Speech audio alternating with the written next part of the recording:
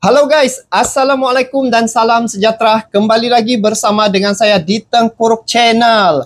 Jadi pada kalian yang menonton video ini, didoakan agar semuanya berada di dalam keadaan yang sehat ya. Dan untuk topik kali ini guys, kita akan membahas sesuatu yang sedang hangat di dunia sepak bola di ASEAN.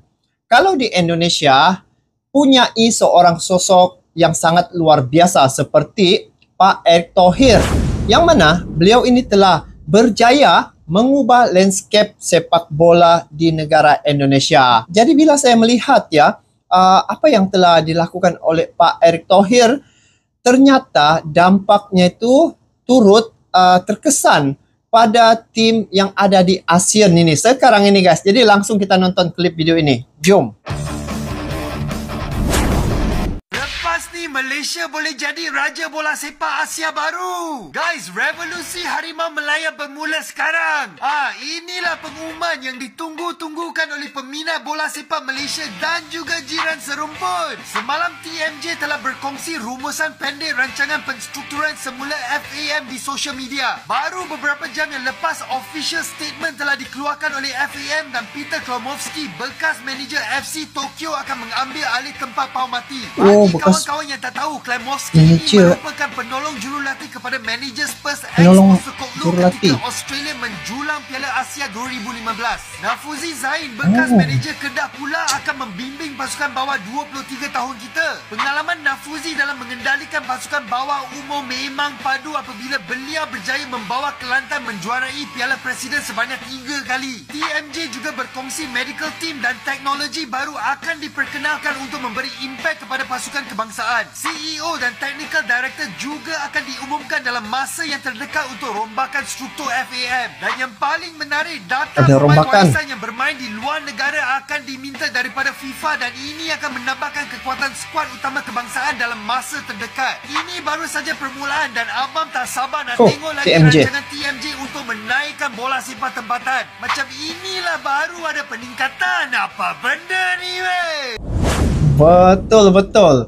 Guys, Alhamdulillah. Malaysia juga baru saja ya melantik pelatih baru, dan ramai yang percaya bahawa ini mungkin sebahagian daripada kesan semangat perubahan ya yang dicetus oleh Indonesia. Sebab bila melihat Indonesia sekarang ini digelar King of ASEAN, buktinya Indonesia satu-satunya wakil tunggal dari ASEAN melaju pada putaran yang ketiga kualifikasi Piala Dunia 2026, dan semua peringkat usia timnas Indonesia lolos ke Piala Asia guys. Nah, jadi apa yang telah dilakukan oleh Indonesia ini sebenarnya dia telah mengubah ya persepsi dan juga memberi motivasi kepada tim-tim yang ada di ASEAN ini. Nah, kalau Indonesia boleh pergi sampai ke tahap yang lebih tinggi, kenapa tidak Malaysia?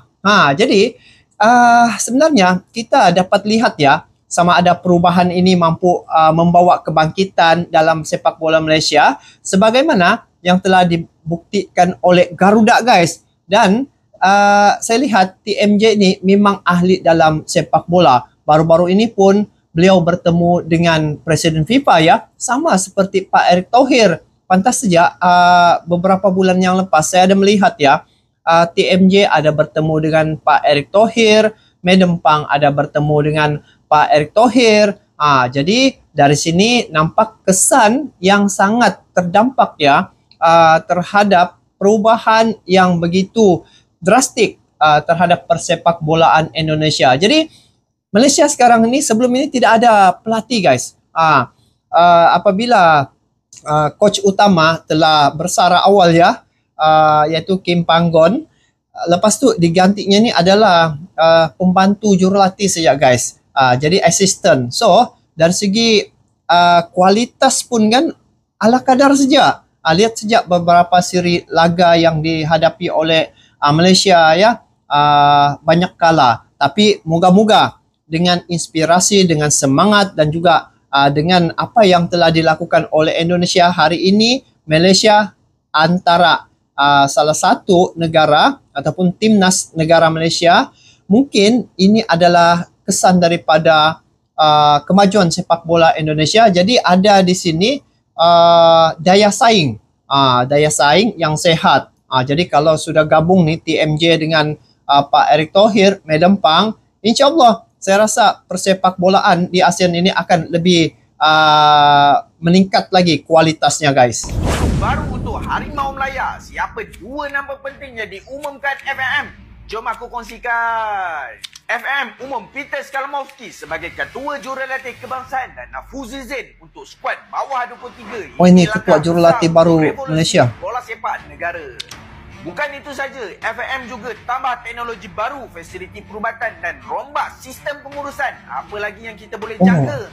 Peter pernah berjaya di Jepun dan Australia, manakala Nafuzi Zain berpengalaman mengendali pemain muda di Malaysia suatu ketika dahulu. Gabungan ini mungkin kunci kejayaan. Oh, ini lokal.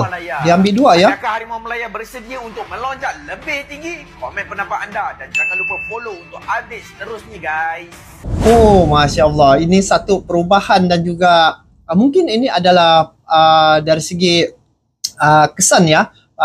Apa yang berlaku di ASEAN ini sekarang ya. Musim-musim sekarang dari persepak bolaan ya, banyak sudah tim-tim yang berubah. Jadi peningkatan prestasi sepak bola Indonesia, dia telah memberi tekanan kepada negara-negara ASEAN yang lainnya, guys. Dan ini meningkatkan kualiti liga domestik mereka. Dan apa yang saya lihat juga, negara-negara seperti timnas Thailand, Vietnam dan juga Malaysia terpaksa meningkatkan pelaburan dalam pembangunan pemain muda seperti infrastruktur ya dan pengurusan liga. Dan bila perkara ini berlaku ya, saat ini persaingan ini mewujudkan ekosistem liga di ASEAN ya yang lebih kompetitif. Dan sedar tidak sedar, guys, Pak Erick Thohir ini bukan saja mengangkat sepak bola di Indonesia, malah secara tidak langsung tim lain ya yang ada di ASEAN ini juga turut terdampak ataupun turut mendapat kesan yang sangat positif. Ini Pak Erick Thohir memang salut rintisan yang telah dilakukan oleh Pak Erick Thohir ini. Semalam tarikh Ramadhan 15 Disember 2024, ramai yang menanti-nantikan update apa benda revolusi Harimau Malayanya. Apakah cerita? Semalam kita rasa macam kena sidai. Macam benda ni scam, macam benda ni tak berlaku. Sampailah kita dapat update dekat hujung-hujung tu dah malam, barulah ada update daripada TMJ sendiri. Oh, ditunggu-tunggu ya, guys. Sembang sikit pasal revolusi Harimau Malaya ni. Sebelum tu korang yang minat konten-konten bola sepak, tekan butang follow. Dah tekan? Mantap. Jadi malam revolusi tadi dekat Insta story TMJ akhirnya dia ada berikan sedikit update pasal apa yang akan diubah dalam Harimau Malaya. So ini point dia lah. Dia kata akan ada head coach baru. Ada perubahan besar ya. Baru. Lepas tu meeting dengan FIFA punya representative lah apalah. Jadi semalam sebenarnya diorang dah start buat kerja lah. Cuma di depannya kita tak tahu. Di belakang takbirnya adalah benda-benda yang telah pun dilakukan. So hari ni official announcement, ini adalah jurulatih baru untuk pasukan Malaysia, Peter Klamowski. Secara jujurnya kalau tanya aku adakah aku kenal mamat ni, Peter Klamowski. Langsung tak kenal. Dan adakah dia ni Peter sangat berpengalaman dalam peringkat atau antarabangsa ke apa ke? Tidaklah sangat. Of course lah ada beberapa kelab-kelab hebat yang dia telah manage dan dia baru kan jadi assistant coach untuk Australia. Maknanya pengalaman international sebagai jurulatih tu adalah juga. Untuk bawah 23 pula, Nafuzi Zain dilantik sebagai ketua jurulatih. Yang ini mungkin ada yang kenal, mungkin ada yang tak kenal. Yang ni ada jugalah beberapa pengalaman. Manage beberapa tim dalam Malaysia. Untuk coach-coach ni, adakah diorang ni layak ataupun tidak, mungkin kita boleh borak di kemudian hari lah. Mungkin aku kena baca statistik betul-betul apa yang telah dicapai oleh mau tengoklah ini. So itulah dia sedikit sebanyak struktur baru Harimau Malaya. Bukan setakat kita dapat coach yang baru, tapi kalau korang perasan, poster FMM Malaysia pun dah makin cantik tau. Tak sia-sia kita viral. Yang dia komen hari tu kan? Diorang ni pasal poster buruk. Poster pun dah makin cantik. Memang terbaik FMM. Itu saja guys. Macam biasa, korang yang suka konten-konten memang satu transformasi yang begitu ketara ya. Yang mana ini yang melalui apa yang saya amati ya. Sepak bola di Indonesia ini kini menjadi inspirasi guys. Inspirasi pada negara-negara di Asia Tenggara ini. Ini juga adalah berkat transformasi yang besar yang dipelopori oleh Ketua Umum Federasi Sepak Bola di Indonesia, yaitu Erick Thohir. Dan daripada apa yang saya amati ya, dari pembenahan infrastruktur ya hingga pengelolaan tim nasional, langkah-langkah strategik nih, ini telah membangkitkan semangat sepak bola di Indonesia. Bayangkan Pak Erick Thohir mempunyai misi yang sangat jelas. Jadi apabila melihat perkara ini berlaku, saya pun rasa happy lah. Sebab sebelum ini selalu ditibai guys. Malaysia ni selalu kalah guys. Prestasi memang cukup menyedihkan. Jadi sebagai orang Malaysia ya, kami sebenarnya begitu kagum melihat bagaimana Indonesia membangun kekuatan dari akar rumput hingga ke panggung internasional.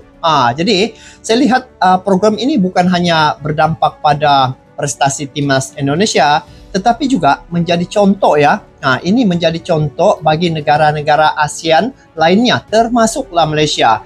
Dan ini adalah juga untuk berbenah dan juga mengejar kejayaan serupa seperti mana yang telah Indonesia lakukan. Jadi bagi saya memang salut lah buat Pak Erick Thohir yang tidak hanya menginspirasi Indonesia, tetapi juga di kawasan ASEAN keseluruhannya. Ini merupakan satu revolusi di era Pak Erick Thohir, memberi dampak yang cukup ketara, bukan saja mengangkat persepak bolaan di Indonesia, tetapi lihat hari ini Malaysia alhamdulillah ada sudah pengurusan yang baru, coach yang baru. Jadi mungkin ini kesan juga daripada apa yang telah dilakukan oleh program ya yang dijalankan di Indonesia, khususnya yang Pak Erick Thohir selalu katakan ya, dia akan membuat melaksanakan program ini, menjadikan pemain timnas Indonesia berada 100 besar ranking peringkat FIFA. Lepas tu mencari pemain-pemain sehingga 150 orang ya, semua peringkat. Dan dari segi fasilitas ya, menyediakan infrastruktur yang baik. Jadi kalau persepak bolaan di Asia Tenggara ini maju ya, mungkin suatu masa nanti dari segi liga-liga yang ada di satu negara, khususnya contoh Indonesia ya, bila persepak bolaan itu baik, mungkin dari segi pemain dari Malaysia mungkin main di klub, salah satu klub di Indonesia, mungkin begitu. Seperti yang sekarang nih kan, Sadil Ramdhani, dia bermain di klub Sabah FC. Begitu juga hari ini mantan coach Sabah FC, dia sekarang melatih di timnas Solo tuh, Persis Solo. Jadi ini merupakan satu perubahan yang berlaku di era Pak Erick Thohir. Jadi memang satu perubahan yang besar, dan insya Allah selepas ni mungkin Malaysia juga bisa seiring dengan timnas Indonesia. Kalau sebelum ini guys, memang saya jarang komen tentang prestasi timnas Malaysia ya, karena ya sedih melihat perkembangannya. Tapi untuk kali ini adalah satu penghormatan terhadap kesan itu. Ini untuk pribadi saya sendiri ya, kesan apa yang dilakukan oleh Pak Erick Thohir itu telah memberi satu motivasi kepada tim yang ada di Asia Tenggara ini. Jadi kalau perkara-perkara lain boleh ditiru ya, seperti mencari pemain-pemain keturunan, lepas tu membuat program. Ada satu benda yang saya katakan di video sebelum ini, satu benda guys yang tidak bisa ditiru dari Indonesia nih, yaitu rasa jiwa, spirit nasionalisme orang Indonesia itu. Kalau ada darah keturunan Indonesia, pasti dia punya jiwa nasionalisme itu memang sangat jelas. Jadi untuk musim kali ini semoga tim yang ada di Asia Tenggara ini sama-sama maju, dan Indonesia salah satu contoh yang bagi saya setakat ini contoh yang terbaik di bawah kepimpinan Pak Erick Thohir sebagai Ketua Umum Federasi Sepak Bola di Indonesia. Beliau ini bukan menteri olahraga, tetapi pemikirannya guys melebihi menteri olahraga ya. Artinya aktifnya tuh dari segi olahraga sepak bola khususnya, membawa timnas Indonesia sampai ke satu level yang ramai tim seluruh dunia ingin capai. Jadi Indonesia hari ini berada di posisi yang benar ya, berada di posisi yang jelas, dan ini adalah atas apa yang Pak Erick Thohir miliki, kemahirannya, kepakarannya, keahliannya dalam sepak bola. Jadi memilih pemimpin itu biarlah tepat pada orangnya. Seperti kalau di Malaysia, Tengku Mahkota Johor, dia yang banyak ide-idenya dalam persepak bolaan, dan dia juga memiliki klub yang terbaik ya, antara terbaik di Malaysia hari ini, yaitu Johor Darul Takzim ataupun JDT dikenali sebagai itu. Jadi guys, apapun itu saja untuk kali ini. Jadi salute juga buat semua pendukung-pendukung timnas Indonesia ya, kerana selalu berkomentar yang baik ya di channel ini, dan di sini kita jadikan satu asbab untuk kita mengeratkan lagi silaturahim sesama kita. Dari segi sepak bola itu kita jadikan alat untuk penyatuan, bukan perpecahan. Jadi ini adalah satu anugerah yang diberikan. Semoga apa yang dilakukan oleh Indonesia ini dapat memberi inspirasi juga kepada tim-tim yang ada seluruh ASEAN khususnya. Jadi kita bertemu lagi di video akan datang guys. Sampai jumpa lagi. Assalamualaikum warahmatullahi wabarakatuh.